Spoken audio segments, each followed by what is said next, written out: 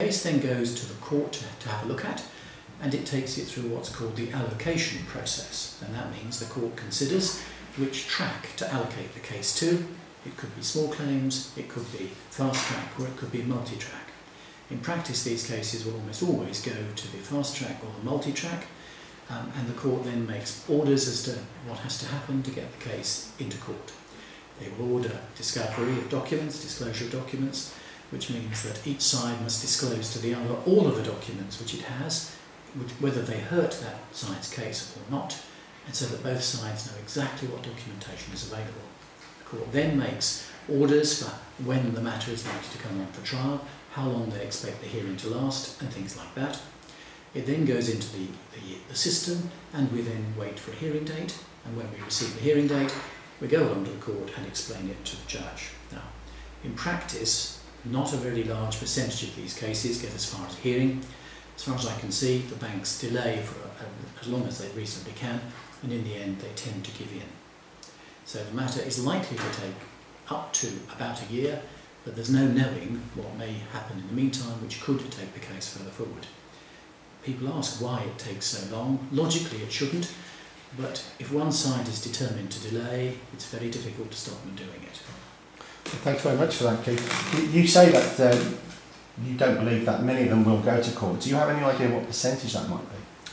It's very hard to say at this stage because so few cases have gone to court. As I say, most cases get settled before it goes to court, and consequently there's no record. So it's very hard to say how many cases have been settled.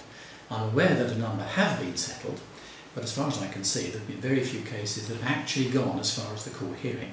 Our case has, and it's caused consternation in the banking circle. So as a result of the Walker case and the ruling of the Walker case, what impact do you think it will have on the process itself? It very much depends whether the decision is appealed. At the moment, the lender has made an application to the court for leave to appeal. We do not know at this stage whether that leave will be granted, but I suspect it may be, because in truth the matter is of great public interest. Because if we're right, and more than 80% of the agreements which have been entered into are actually unenforceable, it's a matter of great public importance, both from the consumer's point of view and of course from the bank's point of view. So for that reason I would expect them to be given permission to appeal the case, probably to the Court of Appeal. When it goes to the Court of Appeal, the legal arguments will be put forward, and it depends what the result of those legal arguments is. Now, our view has been endorsed obviously by the County Court Judge. We've also discussed the matter with leading QCs who specialise in this area of work, and they also agree that the decision is correct. So we're very hopeful that at the end of the appeal process we will have considerably more certainty, and if that happens, that should have the effect of speeding up the cases which are currently going forward. My concern is that it may open floodgates which may make things difficult for the lenders, but in truth they only have themselves to blame because they're the ones who have not complied with the rules. Have you had any feedback from the other side? Yes, I've been in discussions with a solicitor who acts for a number of lenders. We've been discussing the matter openly and freely, and we've agreed that we're going to try to have a meeting with the judge and all interested parties to discuss the way in which these cases should move forward for the future. This has nothing to do with the appeal process, but everything to do with trying to make sure that the remaining cases, of which there are many thousands, can be processed properly, fairly and quickly. And this was actually, this hearing was held at county court level, wasn't it? Yes, it was. And moving forward, how do you see that? Whereabouts in the judicial process do you see that being? Well, that case goes forward to the Court of Appeal. Right. That's the only place it can go, and the procedure is they have to get leave to appeal to the Court of Appeal, which is permission to appeal to the Court of Appeal. But as I say, I think that's likely to be granted. And how long do you think that will take? Well, I believe it will come on quite quickly. On the question of permission, I've no idea thereafter, but hopefully we're going to impress upon the court how important a matter this is, and I have every reason to believe that they will bring the case on as quickly as it's possible to do. I saw in the statement by the judge that they were trying to get this done within 14 days. What exactly did that mean? No, he was simply saying that the court wanted to know the way that the profession thought that these cases should go forward. He suggested that one of the ways they could do it would be to send a series of test cases up to a higher court, and in the meantime to stay all of the other cases. He has categorically not stayed the cases.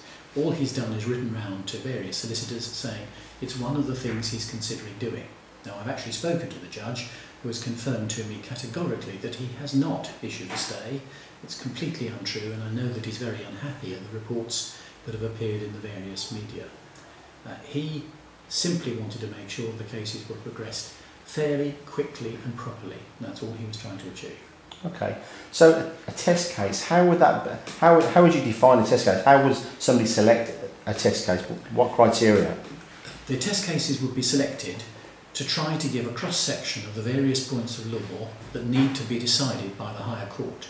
So there may be half a dozen cases which contain similar but different points, and they would all go forward to the Court of Appeal perhaps, or to the Commercial Court in London, and the court would look at all of these points all together, would make individual judgments in the individual cases, but all of the cases would be looked at together, and the idea would be to bring great certainty to the way these cases are to proceed. It seems to me, Keith, that you have almost like a system with the way you check your agreements. Are all the test cases going to be a cross-section of your cases, or will they be across other solicitors as well? I'm sure they would include cases brought by other solicitors. Okay. They may have cases which deal with points that we haven't dealt with, so that would be entirely right that a cross-section of cases from across the industry should move forward. And will you have some of your cases in those test cases? Without any doubt. Okay. Mr. Walker's case in particular. Okay, so Mr. Walker's case would actually be one of those test cases? Well, it is at the moment the only test case, because that's the one that appears to be going to the Court of Appeal, so it will certainly include that one.